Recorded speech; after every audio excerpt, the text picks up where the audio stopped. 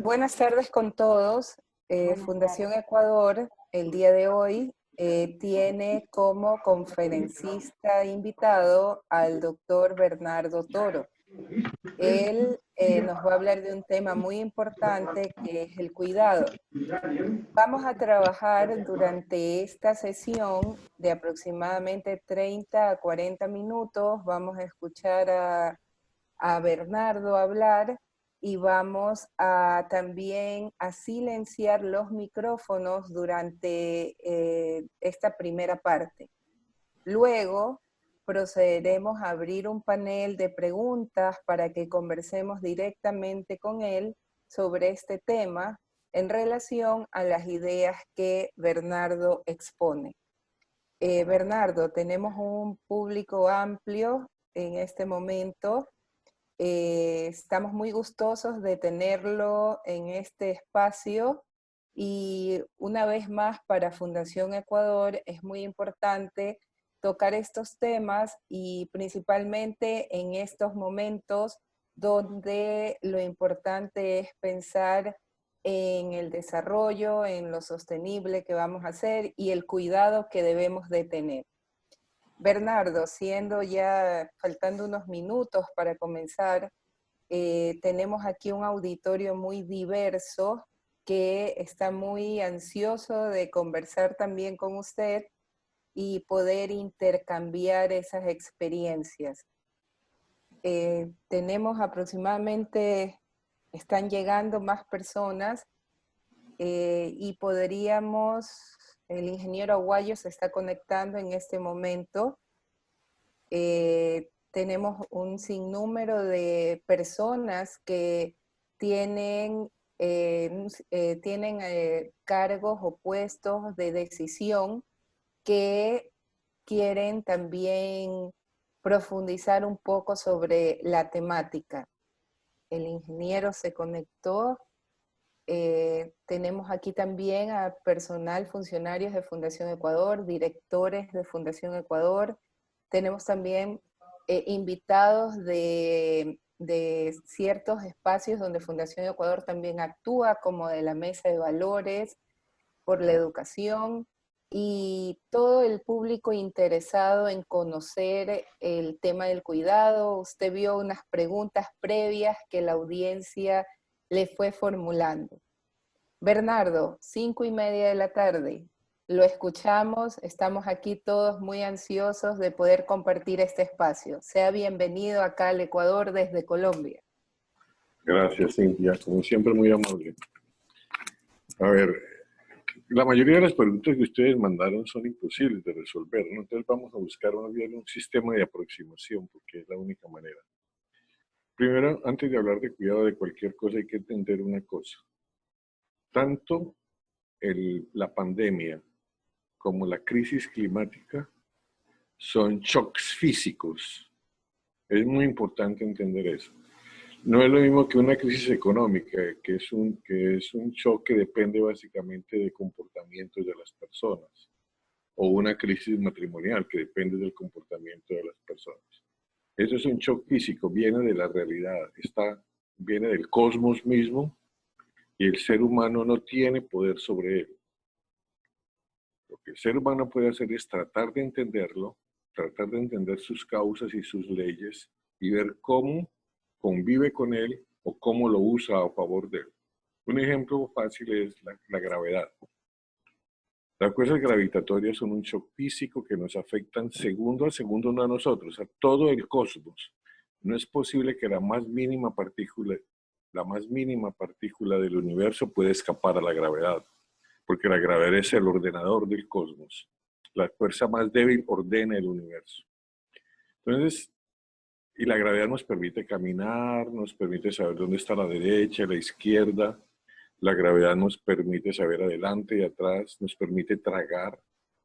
La gravedad nos permite ir al baño. Imagínense un mundo sin gravedad en el baño, ¿sí?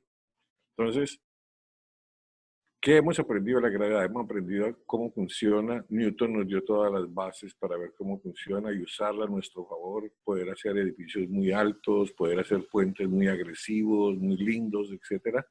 porque entendemos y respetamos las leyes de la gravedad. Si no se respetan las leyes de la gravedad, el edificio se cae, no tenga la menor duda. Si no se respeta la ley de la gravedad, el Papa se tira del 10º piso, se mata como se mataría el campesino. Los shocks físicos dependen de la naturaleza y la única cosa que podemos hacer es tratar de entender. Y aquí viene un problema. Mucha gente cree que la pandemia se puede solucionar por una decisión política o que la crisis climática se puede solucionar por una decisión política en sí misma. No. Tanto para la pandemia como para la crisis climática, la ciencia tiene que preceder a la decisión política o económica. O sea, el mayor error que puede cometer un decisor o un político en este momento es no bregar a rodearse o a obtener o acumular el mejor conocimiento disponible sobre eso. Pero con la pandemia, ahora sabemos mucho de la crisis climática, sabemos por qué hemos hecho el daño que hemos hecho al planeta, ¿sí? El problema con el virus es que no sabemos cómo se comporta, porque el virus es muy rápido, no es estacionario, o sea, lo que haga hoy no nos sirve para saber qué hace mañana. Estamos manejando la incertidumbre con el virus. Es distinto administrar incertidumbres que administrar riesgos. Cuando usted administra riesgos, sabe hasta dónde puede llegar, sabe cuándo perdió, cuándo ganó, cómo controlar el problema. Cuando usted está administrando certidumbres, usted no tiene la menor posibilidad, no tiene la menor posibilidad de decir hay que hacer esto o esto, sino tratar de ver y observar, ver regularidades, de pronto abstenerse. A ponerles un ejemplo de cuando no manejamos un problema. Ustedes han visto a los expertos manejando serpientes, las cogen, juegan con ellas. Cuando uno no es experto en manejar un problema en una serpiente, que entra en incertidumbre, en miedo, ¿y qué es lo que hace? Salir corriendo o quedarse quieto. Por eso la solución más importante ha sido el confinamiento. Breguemos a quedarnos quietos, alejarnos unos de otros, porque por ahora no tenemos más información. El dato de los muertos y los enfermos y los curados nos dan alguna tendencia, alguna característica, entonces estamos tratando de salir con ciertas, reproduciendo el temor y el control para ver si podemos hacer las cosas o no las podemos hacer, volver a la economía.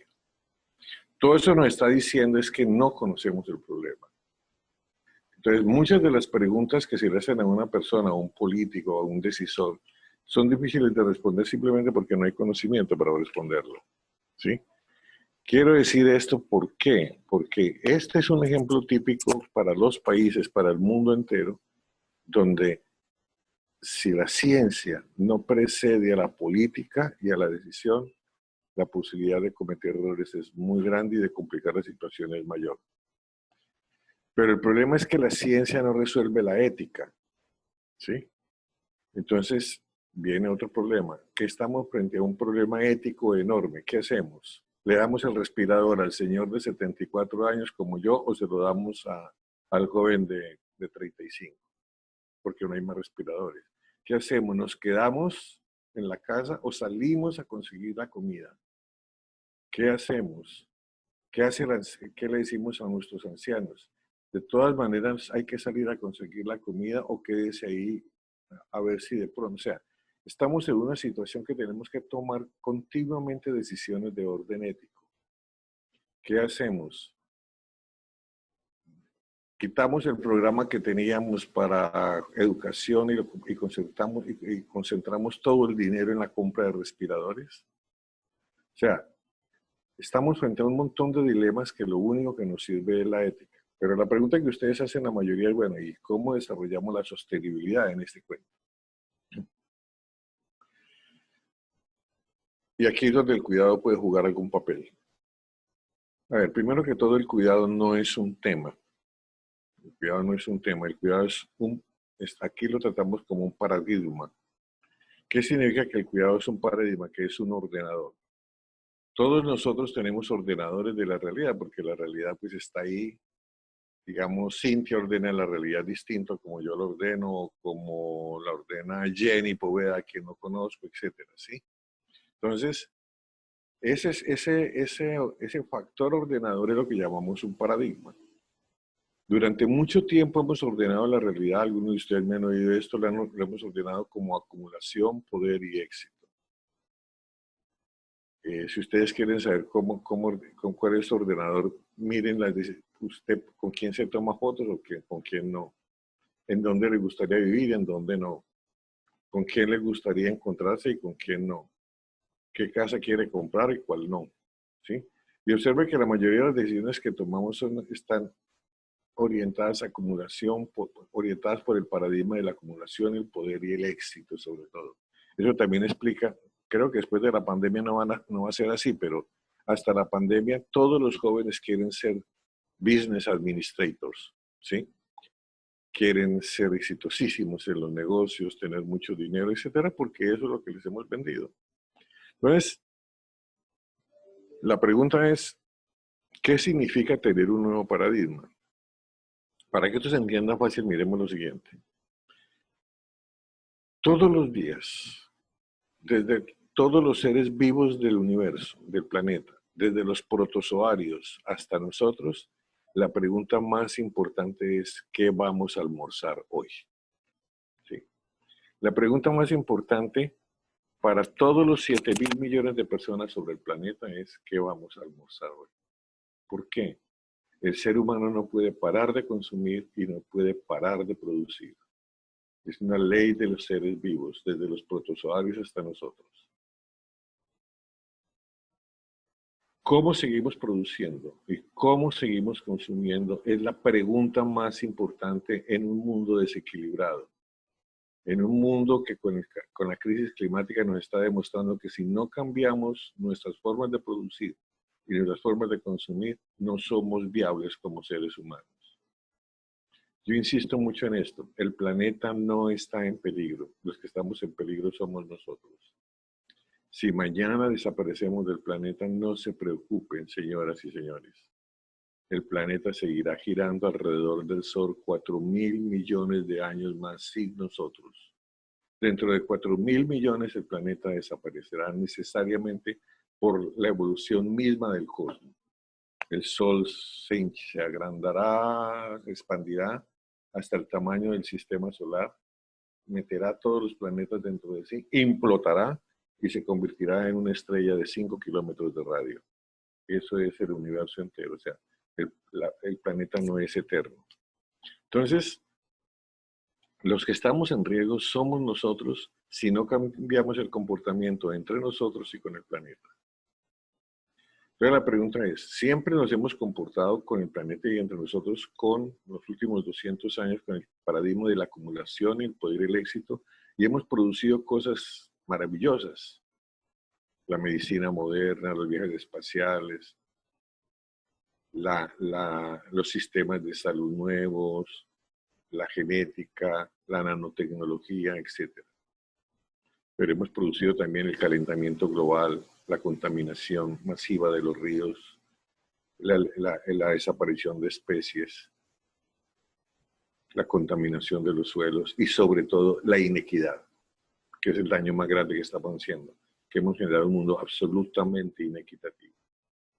Entonces, ese paradigma nos ha guiado para producir, consumir, relacionar, comprar casas, casarnos, viajar, etc. Todo eso lo tenemos que seguir haciendo. La pregunta es, ¿cómo el paradigma del cuidado puede afectar eso? Entonces, miremos lo siguiente. Hay muchas preguntas sobre, a ponerles un ejemplo muy obvio para la empresa. Esta discusión la tuve hace 3 días con brasileros y se reían. En el cuidado, en el fondo, si me preguntan a mí, ¿cómo resumiría usted el cuento del cuidado? Se puede resumir de una forma muy sencilla. Todo lo que nosotros hacemos sobre la Tierra son transacciones. La pandemia nos ha enseñado que una ciudad no son los edificios, no son las carreteras, no son los estadios, no son los teatros. La pandemia nos está enseñando que una ciudad son las transacciones, las relaciones que construimos entre los seres humanos. En los supermercados, en los teatros, en los estadios, en la calle, en el trabajo. ¿Sí? O sea, la realidad de una sociedad son sus transacciones. Y esas transacciones son de diferente tipo. Transacciones económicas, que ustedes las conocen todos, intercambiamos bienes y servicios. Transacciones políticas, que intercambiamos intereses. Articulamos intereses y procuramos sacar adelante intereses. La política no es la ciencia del poder. La política es la ciencia de articular y crear convergencia de intereses. El poder político no es nada en concreto. El poder político es la capacidad que tiene una persona de poner un montón de intereses diversos en una misma dirección para un mismo propósito, bueno o malo, pero tiene la capacidad de ponerlo en una misma dirección. Eso es lo que hace un político bueno. Cintia nos tiene aquí reunidos, eso es un acto político, ¿sí? Entonces, hizo converger los intereses del número de personas que estamos acá. Transacciones emocionales. Intercambiamos emociones y sentires. Transacciones sociales. Intercambiamos estatus, roles y cargos. Cintia firma PhD, el otro firma magíster, el otro firma presidente, el otro firma gerente, la otra se presenta como mamá, el otro se presenta como novio, etc. Intercambiamos roles, cargos y posiciones, que es muy importante. Transacciones culturales, intercambiamos formas de ver el mundo. La forma como los indígenas ven el mundo no tiene nada que ver con la forma como los quiteños ven el mundo, ¿sí? Transacciones de orden espiritual, que son las formas como tratamos de evitar o disminuir el dolor en los otros. La espiritualidad se define como la capacidad de trabajar por evitar o disminuir el dolor en los otros. O sea, todas las acciones altruistas que en esta época de la pandemia se han visto enriquecidas por múltiples testimonios. Bueno, todas esas transacciones económicas, políticas, sociales, emocionales, culturales y espirituales pueden ser transacciones ganar-perder o transacciones ganar-ganar. ¿Qué es el cuidado? El cuidado es tratar de que todas las transacciones que hacemos, de todo tipo, sean siempre ganar-ganar. Y ahí empiezan los problemas. ¿Por qué? Porque la acumulación y el poder y el éxito nos ha enseñado a hacer transacciones ganar-perder. Voy a poner un ejemplo en educación. Muchas personas gastan cantidades enormes de dinero poniendo a sus hijos en colegios públicos que les dicen que todos los niños que hay en ese colegio son genios, ¿sí? Como si entonces si pagan, porque les dice aquí todos los niños son de un IQ de 140, aquí no hay niños limitados, no hay niños normales, todos se gastan. Entonces, ¿por qué? Por el concepto de excelencia. Ya nos enseñó John Nash, el Premio Nobel de Economía, que toda búsqueda de excelencia es excluyente, ¿sí? Oiga, toda búsqueda de excelencia es excluyente. Entonces, ¿qué hacemos con la excelencia? ¿La olvidamos? John Nash nos da la solución. La única manera como la excelencia es incluyente es que sea para todos. Yo pongo mucho el ejemplo del agua de Bogotá para poder clarificar esto, para que no quede muy abstracto. Bogotá como capital tiene una de las mejores aguas de capitales de América Latina, el agua de Bogotá, que está ahí, junto al lado de la montaña. Ahí están las grandes lagunas de donde viene el agua de Bogotá, un bosque, un páramo. El agua de Bogotá llega a los acueductos casi pura. El trabajo que hay que hacer para procesarla es muy poco. Y ahí Bogotá tiene un sistema de acueducto muy, muy bien montado, que hace que el agua que llega a la casa del hombre más rico de Bogotá, Luis Carlos Sarmiento, sea de igual calidad que el agua que llega a la piecita del venezolano migrante que llegó anoche a Bogotá. Les puedo garantizar que el agua de Bogotá en todas las ciudades es de la misma excelente calidad. Entonces ahí el agua es incluyente. Es un bien público de igual calidad para todos. Entonces se vuelve incluyente. Es un bien público que genera siempre transacciones ganar-ganar para todos. Por eso es incluyente. Por eso es un bien de cuidado. O sea, el bien público, cuando es de calidad para todos, necesariamente ese bien cuida a todos, a los conocidos y a los desconocidos. Una pregunta muy importante es cómo cuidar de los extraños, cómo cuidar de los que no conocemos. La única forma que una sociedad puede cuidar de los que no conoce, de cada uno de nosotros puede cuidar de los que no conoce, es cuidando la calidad de los bienes públicos. Entonces ahí viene el problema, por ejemplo, en educación. La educación en América Latina no es un bien incluyente, es un bien corporativizado. Es de una calidad para los hijos de unos y de otra calidad para los hijos de otros. ¿Sí? Ese bien, como no es incluyente, es un bien corporativo, no es un bien que produce cuidado, es un bien que genera exclusión. Entonces, un gran desafío en términos generales que tiene nuestra sociedad es cómo podemos generar bienes, cómo podemos producir bienes públicos de excelente calidad para todos, para que sean incluyentes. Un mismo tipo de educación de alta calidad para todos, un mismo tipo de modelo de salud de alta calidad para todos, una capacidad informativa de igual calidad para todos, un mismo nivel de justicia para todos, un mismo nivel de libertad de conciencia para todos y de pensamiento, etcétera. ¿Sí? Entonces, ¿por qué? Porque es la mayor forma como una sociedad puede sostenerse a sí misma, a convertir el bienestar en una forma cotidiana, es a través de la calidad de los bienes públicos. O sea, entonces uno se puede llevar esto mucho más lejos. Entonces, por ejemplo, entremos a la casa, porque el cuidado tiene que poder resolver muchos problemas. Entremos a la familia. ¿Cómo se manifiesta el cuidado en la familia? Cuidando el vínculo emocional. Acabo de ver una conferencia por video de Cirulica, el mayor experto en apego emocional. ¿Sí? No es posible que un niño, o dicho de una manera positiva, ponerles un ejemplo para que la cosa no sea tan larga. ¿Por qué los suecos le dan 4 años o 3 años de licencia a las mamás? ¿Porque son muy buena gente? ¿Porque son más ricos que nosotros? ¿Porque son más inteligentes? No. Simplemente porque ellos hicieron todos los estudios y sumaron y restaron. Y encontraron que la mejor inversión, la inversión más económica que una sociedad puede tener, es tratar de garantizar el vínculo tranquilo, seguro, entre la mamá y el recién nacido durante los 3 primeros años o 4 primeros años. Ese vínculo emocional, la mamá que sabe que va a volver al trabajo, que está recibiendo una pensión adecuada para estar tranquila con su hijo, estar todo el tiempo con él, jugar con él, ¿sí? Ese vínculo que se crea ahí hace que ese niño crezca seguro, sociable, no se va a deprimir, no va a caer en deporte extremo, no va a caer en sexo extremo, no va a caer en droga extrema y difícilmente se va a suicidar. Desde Suecia tenían fama de que la gente se suicidaba mucho. Desde que tomaron esta cuestión, en corto tiempo han disminuido los suicidios un 40%, mientras en América Latina están subiendo. ¿Sí? Entonces, el mayor factor de cuidado con los cercanos, con los hijos, con los hermanos, es la protección del vínculo. ¿Cómo se crea el vínculo? Trabajando juntos, llorando juntos, riendo juntos, paseando juntos, rezando juntos.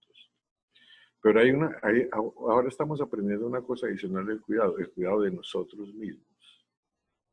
Antes en las conferencias de cuidado yo hacía mucho énfasis en toda América Latina, en Cintia Lacosta estaba mucho tiempo explicando la importancia de lavarse las manos para el bienestar de un país.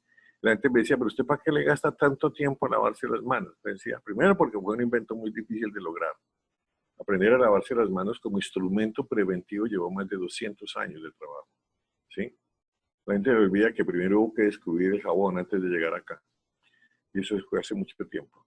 Entonces, lavarse las manos, hoy sabemos, nadie discute hoy la importancia de lavarse las manos, porque es cuidar del cuerpo. Ahora ya nadie le da pena ponerse tapabocas, porque es cuidar del cuerpo. Hemos aprendido mucho de cuidar del cuerpo en esta pandemia. Hemos aprendido lo frágiles que somos y la necesidad de cuidarnos los unos a los otros. Hemos aprendido que si no cuidamos la salud como un bien común, cualquiera puede matarnos con el contagio. Entonces, hemos comenzado a aprender que el cuidado de nosotros mismos depende del cuidado también de los otros que están con nosotros. ¿Sí? Pero no hemos aprendido, nos hemos dado cuenta además de otro problema, y es de que no sabemos mucho cuidar de nuestro espíritu, que estamos aprendiendo a cuidar de nuestro cuerpo, pero no hemos aprendido mucho a cuidar del espíritu. No hemos aprendido mucho a entender, hemos visto nuestras limitaciones en autoconocimiento, en autorregulación, en autoestima.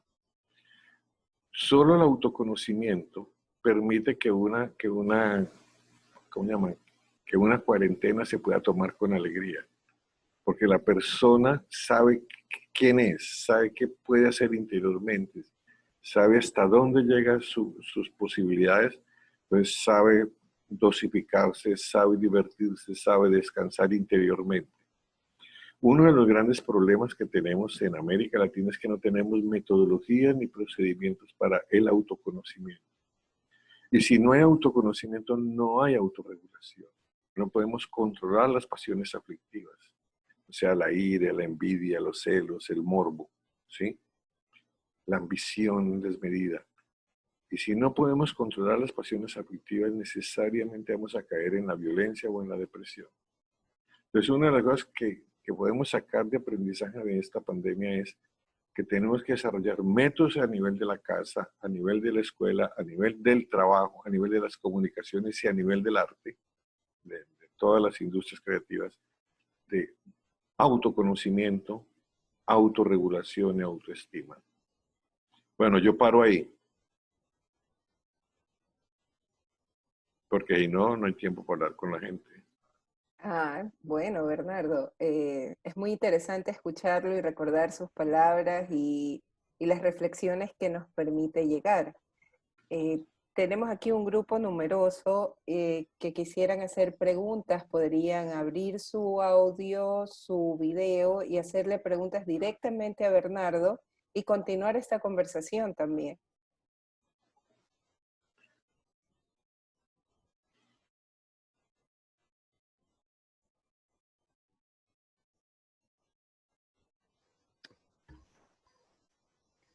Una pregunta, si me permite.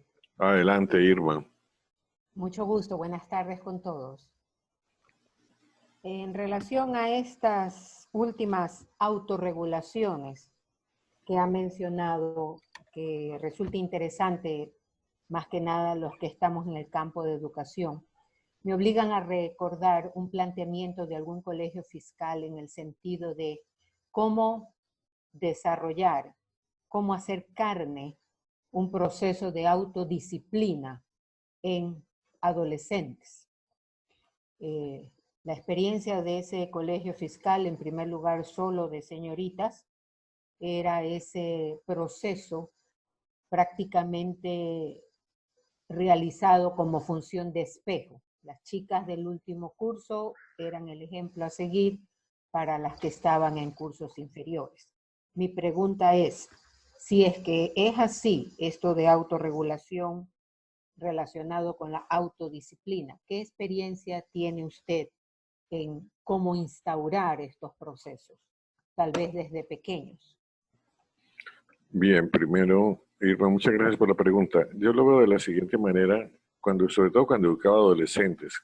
Yo me inauguré en la educación educando hijos de prostitutas y de presos. Lo primero que hay que decir frente a esto es, ¿cómo logra usted primero el autoconocimiento? Porque sin autoconocimiento es muy difícil la autorregulación. Y la mejor forma de trabajar el autoconocimiento con adolescentes es la solidaridad. O sea, el gran problema de los jóvenes es el tedio, el aburrimiento. El eso para qué sirve, a mí no me friegue, no me estorbe, déjeme solo. Entonces, bueno, entonces los que tienen, yo ya pasé por ahí, yo ya voy con adolescentes nietos, pero bueno, con nietos adolescentes. Bueno, yo no van mis hijos, pero la pregunta es cómo enfrentar eso, cómo lograr que el joven logre autorregularse de alguna manera. Pero esa autorregulación depende de alguna manera que él sepa cómo se puede conocer a sí mismo. El mecanismo más obvio para enfrentar el tedio y ese desconocimiento y ese aburrimiento de sí mismo que tienen los jóvenes es la solidaridad. Si si su hijo es adolescente, está muy mal aburrido, le dice, hijo, ¿por qué no le lleva esta torta a su abuelita y se toma un café con ella? O algo que él quiera hacer en favor de otros. Entonces, los colegios que tienen procesos de solidaridad, por ejemplo, que se ha practicado mucho en Bogotá, lo propusimos en un colegio muy grande, a raíz de la misma pregunta que hace Irma. Entonces, la propuesta que les propusimos fue lo siguiente: le hicimos que hicieran un trabajo, pues le hicimos, no, fue una sugerencia, lo hizo el colegio, yo solamente di la idea. Que hicieran un trabajo de averiguaran dentro de todo el colegio las familias que tienen personas que necesitan cuidado continuo.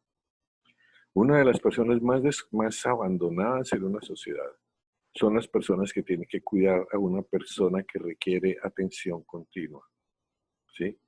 A un parapléjico, a un tetrapléjico, a una persona que está con un tipo de cáncer terminal o a una persona que tiene ¿cómo se llama cuando uno pierde la memoria? ¿Cómo se llama cuando uno pierde la memoria? Alzheimer. Alzheimer. Sí, Alzheimer, era ese señor, ese es del alemán. Entonces, esas personas están 24 horas unidas y encadenadas, si usted quiere la palabra, a esa persona. Nunca tienen un descanso. Entonces se pidió que hicieran un censo de cuántas personas había en el colegio, entre todas las personas del colegio, y descubrieron un montón de gente, obvio, un colegio muy grande.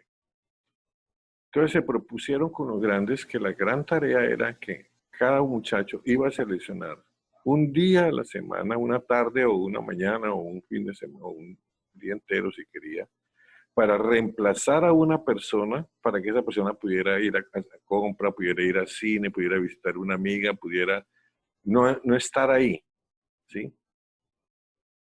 Voluntariamente, previo entrenamiento que todo el mundo tenía que recibir, o sea, había recursos para que cada uno recibiera la capacitación para cuidar un parapléjico o una persona con problemas mentales, etc. Usted no se imagina lo que pasó en el colegio en un mes. El colegio cambió radicalmente todo. La disciplina mejoró, el ambiente mejoró, las peleas terminaron.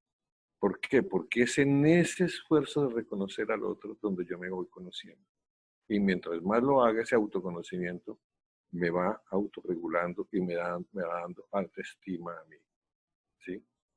Entonces, uno de los trucos a nivel del colegio, lo mismo, una empresa con la Asociación de Industriales de Empresarios de Colombia, tomando esta misma idea, se diseñó todo lo que es un voluntariado corporativo y los impactos que tenía. Antes había mucha dificultad de que las empresas pusieran el dinero.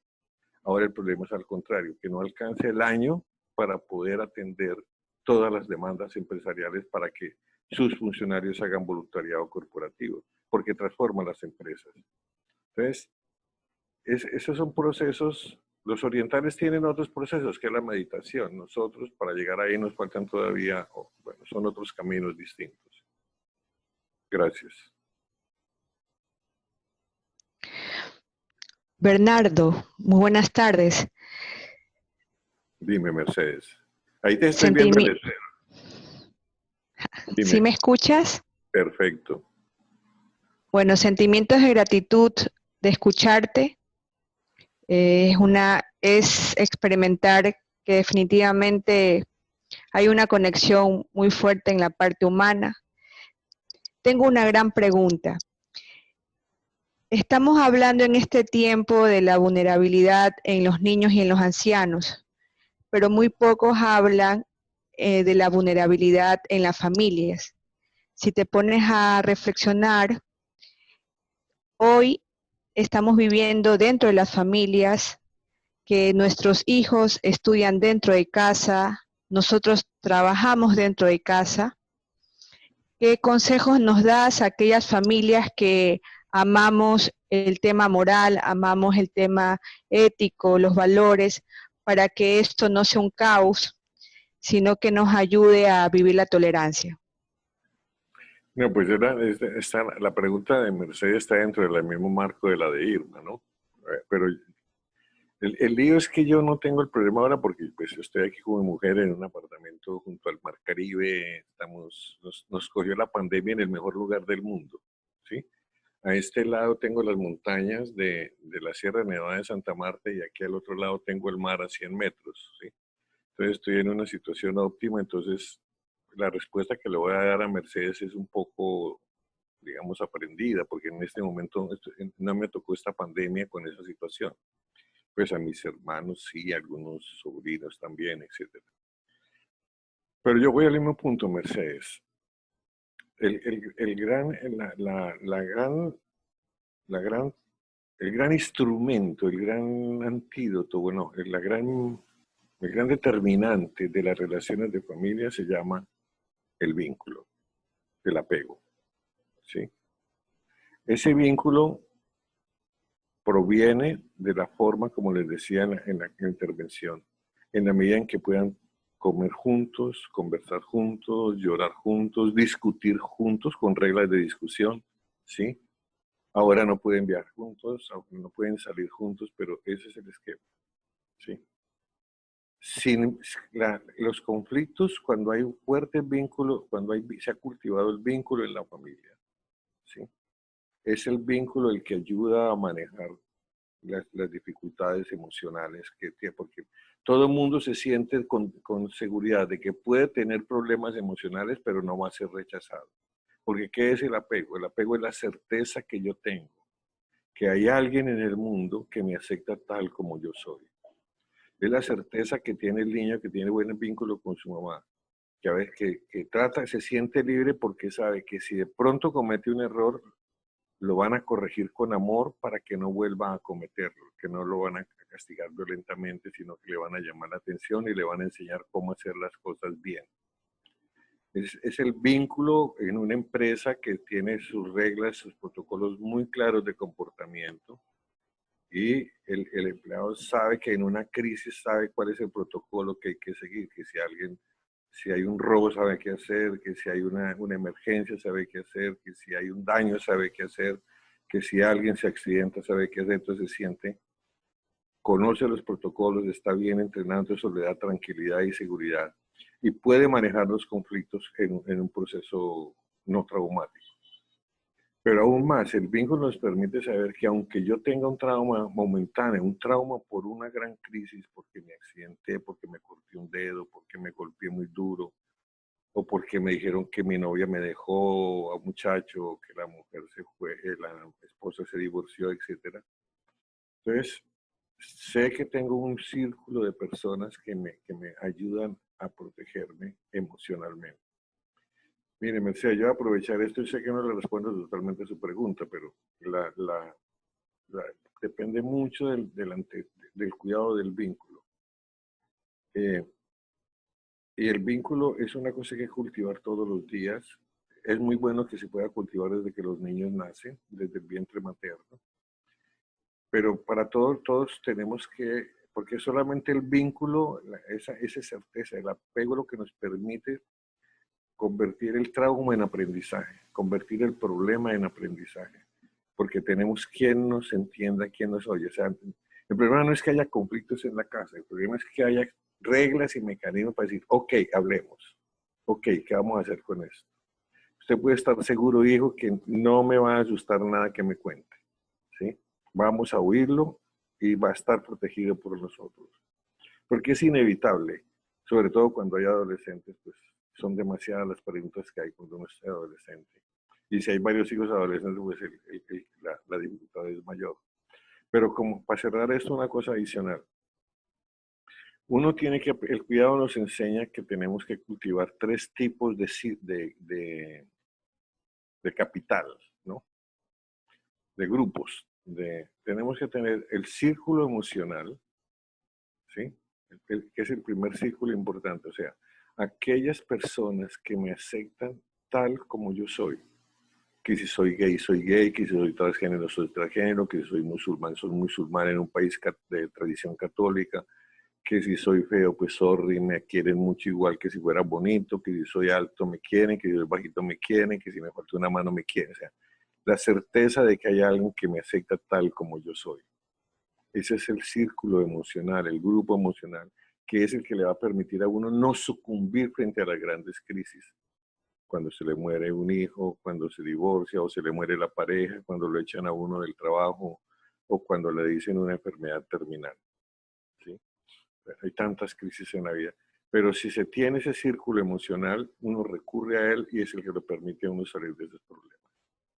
El otro es el círculo social, donde me reconocen como médico, como profesor, como casada, como soltera, como divorciada, etcétera, ¿sí? Como jefe, como no jefe, etcétera.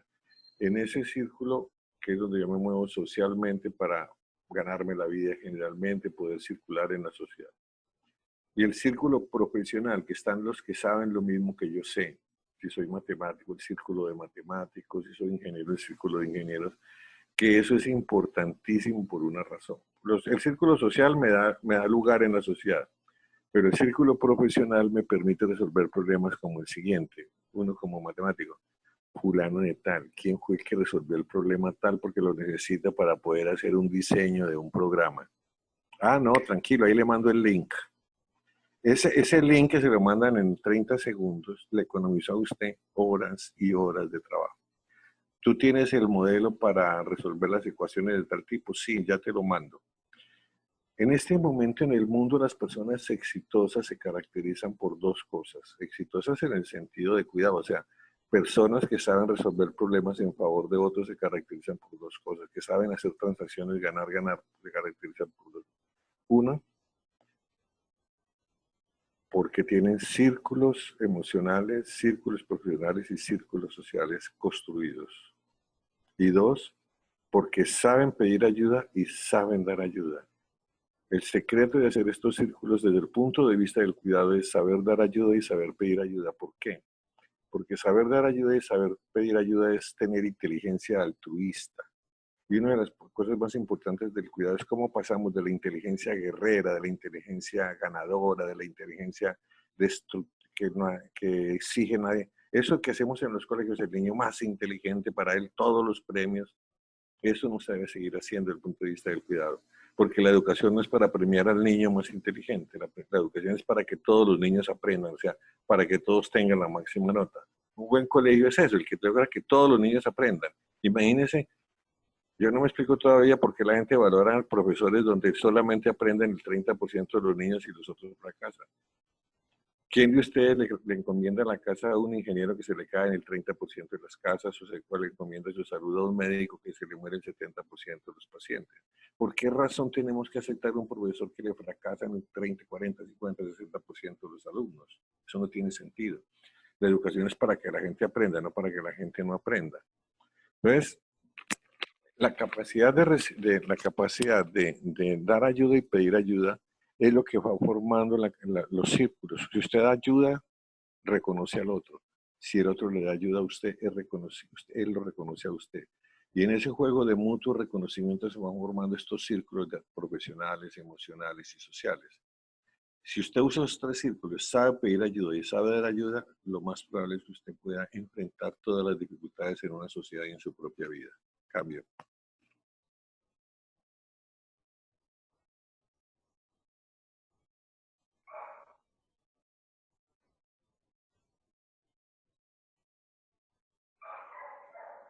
Gracias, Bernardo.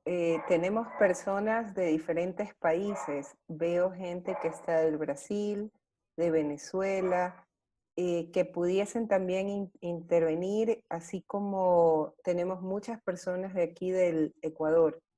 Entonces, creo que el espacio está abierto. No sé, Bernardo, también, y las personas que están dentro del grupo pueden interactuar directamente con él en este momento.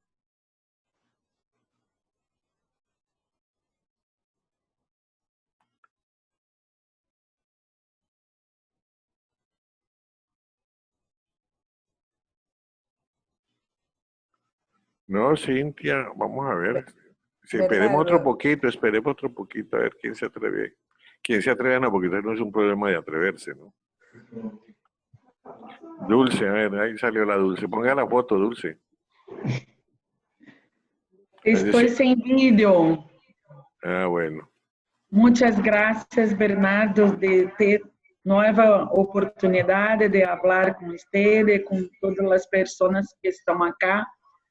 Nosotros en Brasil pasamos un momento muy difícil, sim, pero que ahora en pandemia hace una mirada para la realidad de la grande diferença, sim, do acesso, principalmente à educação, pero que as escolas públicas estão fazendo o que é possível, sim, e a distância de acesso que nós outros jovens e filhos temos acá, de las escolas públicas, hace uma impossibilidade de se apropriar no tempo da pandemia. Em Brasil, nós outros não temos a ideia de quando se retomarão as escolas, as classes, sim, e os professores estão fazendo o que é possível. Primeiro, porque não tens uma apropriação com as ferramentas de tecnologias. Então, estamos em um momento de muitos desafios, sim, Bernardo. Poderia falar um pouco sobre este momento que nós outros acá em Brasil passamos e com as questões políticas também de muita estabilidade, que impacta diretamente, por exemplo, nós outros temos Enem acá, que é a prova, sim, que hace o ingresso de los jovens em las universidades. Que até uma semana atrás, o ministro de la Educação não previa a possibilidade de adiar, sim, trocar as fechas para ser o Enem. Então, como nós outros, enquanto rede em Brasil de educadores, sim, podemos pensar algum movimento, sim, uma grande mobilização para poder proteger, principalmente, os filhos e os jovens da escola pública, sim, para garantizar a possibilidade de não haver um impacto maior, sim, em perder as classes, o ano, sim, da escola e, mais do que isso, perder o acesso que é um direito de todos nós. Dulce, Perdão, meu espanhol, sim, meu portunhol. No te preocupes. Dulce, ese problema es igual para todos los países del mundo, pero la diferencia está en lo siguiente. Primero, aclarar que la pandemia o sea, quisiéramos hacer una diferencia. La pandemia frente a la crisis climática es más grave la crisis climática que la pandemia, ojo. Nosotros tenemos dotación genética para sobrevivir a la pandemia, no tenemos dotación genética para sobrevivir a la crisis climática. Y ahí viene una frase que yo repito mucho, que es de Leonardo Bow: aprendemos a cuidar o perecemos. O sea, el cuidado no es si cuidamos o no cuidamos, no es una opción. O el ser humano aprende a cuidarse a sí mismo, a los otros, a los cercanos, al planeta, o no es viable, no, perecemos, ¿sí? Eso es importante respecto a eso. ¿Qué es lo que es? Pero la pandemia ha desnudado una cosa. Bueno, otra cosa, la pandemia actúa inmediatamente. La crisis climática es de efecto acumulativo y por eso no la vemos. Es como el caso de la rana, que usted la mete en agua caliente, salta porque es inmediata, pero si la mete en agua fría y va calentando el agua poco a poco, la rana no salta y muere. Eso es lo que nos puede pasar. Esa es la diferencia entre la pandemia y la crisis climática. Y ambos son fenómenos físicos, ¿sí? Entonces, Dulce, lo que sucede es que la pandemia ha demostrado es la inequidad de nuestras instituciones. O sea, nuestras instituciones no tienen resiliencia, no están hechas para grandes demandas, para grandes exigencias. No pensamos que, por ejemplo, nuestros hospitales, ¿por qué los países escandinavos están manejando la cosa tan tranquilamente? Porque sus instituciones son hechas con altos grados de resiliencia. O sea, son pensadas para situaciones extremas. Para poder manejar las normales con tranquilidad hay que diseñarlas las instituciones a niveles extremos.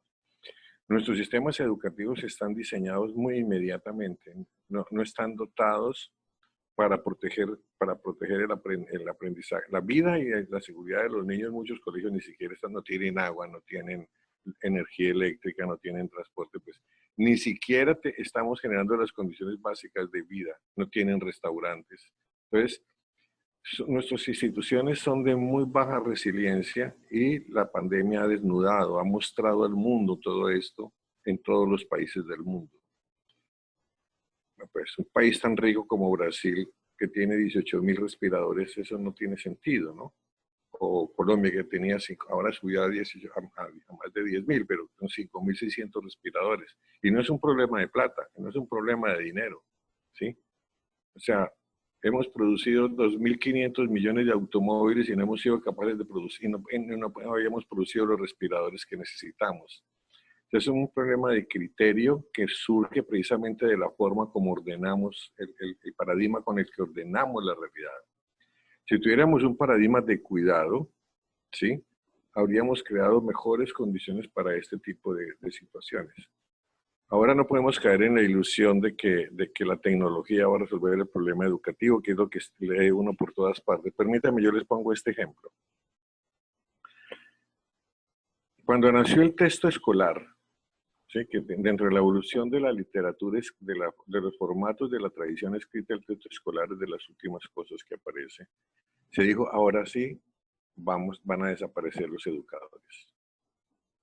Llega a principios del siglo la radio. No, ahora sí, con la radio, con la educación por radio, van a desaparecer los educadores. Ahora sí llegó la hora. Bueno, no pasó nada, sigue igual. Apareció la televisión y la televisión educativa. Ahora sí llegó la hora, ahora sí llegó la hora de hacer. Apareció el computador, ahora sí llegó la hora de acabar con todo el modelo educativo. Llegaron los teléfonos, ahora sí llegó la... Miren, eso es ingenuo. La tecnología no puede reemplazar la tarea de adultos frente a la siguiente generación. Puede ayudar si la manejamos éticamente bien, pero no puede sustituir. Por eso no le tengan miedo que los computadores, que la inteligencia artificial, que los robots, etc. Todo eso son obras humanas. ¿Qué va a suceder con eso o qué no va a suceder con eso? Depende del nivel ético que la sociedad desarrolle. Para una sociedad que logra desarrollar un alto nivel ético, todo es útil.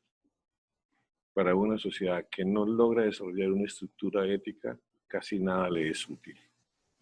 O sea, ¿por qué es tan importante? La ética es la mayor inversión. Hoy lo sabemos que la ética es la mayor inversión que una sociedad puede hacer. ¿Y la ética definida cómo? La ética es muy sencillo definirla. Si todo lo que hacemos contribuye a la vida digna de la gente y al cuidado del planeta, estamos actuando éticamente.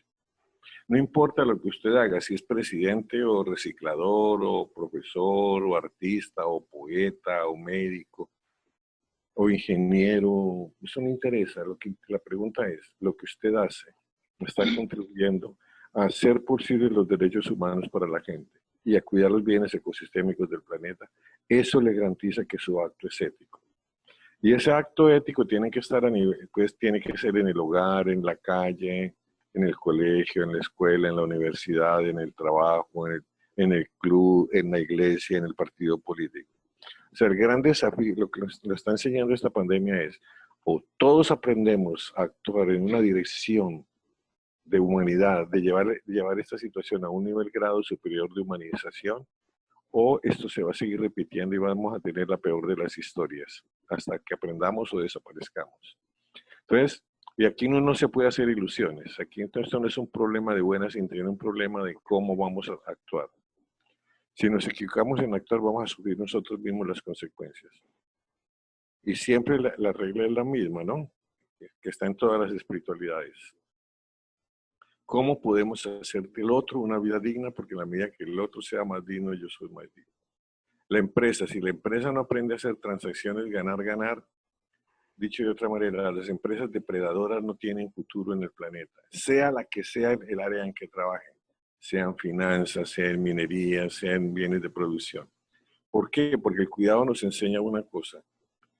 No podemos parar de producir, no podemos parar de consumir, pero solo debemos producir bienes útiles y consumir bienes útiles.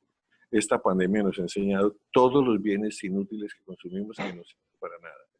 La gran crisis financiera que se viene para las marcas de lujo, por ejemplo, es increíble. Para los automóviles de alta gama es increíble, porque la gente se está dando cuenta que eso no es lo importante en la vida.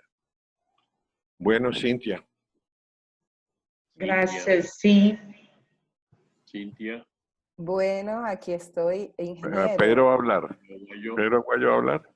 El que manda. Sí, don Bernardo, muchísimas gracias por su presencia, que siempre es tan importante para nosotros en Ecuador. No, a ustedes muchas gracias. Hemos visto a través de sus palabras cómo la pandemia nos ha afectado en términos humanos y en términos naturales.